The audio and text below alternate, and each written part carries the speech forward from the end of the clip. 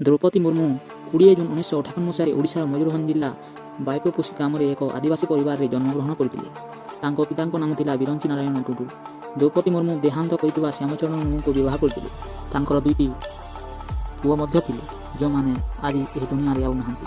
ସେ ଦେଶ ପାଇଁ ନିଜ ଜୀବନକୁ ଉତ୍ସର୍ଗ କରିଛନ୍ତି ଏବଂ ତାଙ୍କ ଝିଅ ଇତିଶ୍ରୀ ମୁର୍ମୁଙ୍କ ସହ ଯୁଗରେ ଜୀବନ ଅତିବାହିତ କରିଛନ୍ତି। ତାଙ୍କର ଝିଅ ଇତିଶ୍ରୀ ଗଣେଶ ହେମଙ୍କୁ ବିବାହ କରିଛନ୍ତି। ଦ୍ରୌପଦୀ ଏକ ଘରୋଇ ବିଦ୍ୟାଳୟରୁ ପାଠ ପଢ଼ୁଥିଲେ ଏବଂ ଓଡ଼ିଶାର ଭୁବନେଶ୍ୱରରେ ରମାଦେବୀ ମହିଳା ମହାବିଦ୍ୟାଳୟରୁ ସେ ସ୍ନାତକୋତ୍ତର ଗ୍ରାଜୁଏସନ୍ ଡିଗ୍ରୀ ହାସଲ କରିଥିଲେ। 2009ରୁ ତାଙ୍କ ଜୀବନରେ ଅତ୍ୟନ୍ତ ଦୁଃଖଦାୟକ ଥିଲା।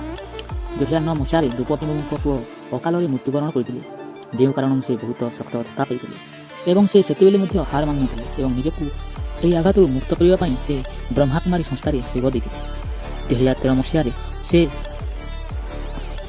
ଏକ ସଡ଼କ ଦୁର୍ଘଟଣାରେ ଦ୍ୱିତୀୟ ପୁଅକୁ ହରାଇଥିଲେ। ପୁଅର ମୃତ୍ୟୁର କିଛି ଦିନ ପରେ ତାଙ୍କ ଭାଇ ଏବଂ ମାଙ୍କର ମଧ୍ୟ ଦେହାନ୍ତ ହୋଇଯାଇଥିଲା। ସେ ଜୀବନର ଆଗକୁ ବଢ଼ୁଥିଲେ ଯେ 2014 ମସିହାରେ ସ୍ୱାମୀଙ୍କୁ ମଧ୍ୟ ହରାଇଥିଲେ। ତାଙ୍କ ଜୀବନରେ ବହୁତ ଦୁଃଖଦାୟକ, କିନ୍ତୁ ସେ ହାର ମାନିନଥିଲେ ଏବଂ 2015ରେ ଝାଡ଼ଖଣ୍ଡର ପ୍ରଥମ ମହିଳା ରାଜ୍ୟପାଳ ହୋଇଥିଲେ। ଦ୍ରୌପଦୀ ମୁର୍ମୁ 1997ରେ ରାଜନୈତିକ ପ୍ରବେଶ କରିଥିଲେ। କାଉନସିଲ ଭାବରେ ସ୍ଥାନୀୟ ନିର୍ବାଚନ ଜିତିଥିଲେ ଏବଂ ସେହି ବର୍ଷ ବିଜେପିରୁ ଏସ୍ଟି ମୋର୍ଚ୍ଚାରେ ରାଜ୍ୟ ଉପାଧ୍ୟକ୍ଷ ହୋଇଥିଲେ। ସେ 2 ଥର ରାଇରଙ୍ଗପୁର ଆସନ ବିଜେପି ଟିକେଟରେ ପ୍ରତିଦ୍ୱନ୍ଦ୍ୱିତା କରିଥିଲେ ଏବଂ 2000 ମସିହାରେ ସେ ଓଡ଼ିଶା ସରକାର ରାଜ୍ୟମନ୍ତ୍ରୀ ଭାବରେ କାର୍ଯ୍ୟ କରିଥିଲେ।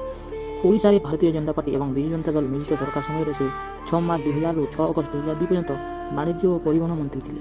ତାଙ୍କୁ 2013 ମସିହାରେ ମୟୂରଭଞ୍ଜ ଜିଲ୍ଲା ପାଇଁ ଦଳର ଜିଲ୍ଲା ସଭାପତି ମନୋନୀତ ଦିଆଯାଇଥିଲା। ସେ ତାଙ୍କ ଜୀବନରେ ଏ ପର୍ଯ୍ୟନ୍ତ ଅନେକ ମହତ୍ତ୍ୱ କାର୍ଯ୍ୟ କରିଛନ୍ତି, ଯେଉଁଥିପାଇଁ ସେ 2022 ମସିହାରେ ଭାରତର ରାଷ୍ଟ୍ରପତି ପଦ ପାଇଁ ମନୋନୀତ ହୋଇଥିଲେ।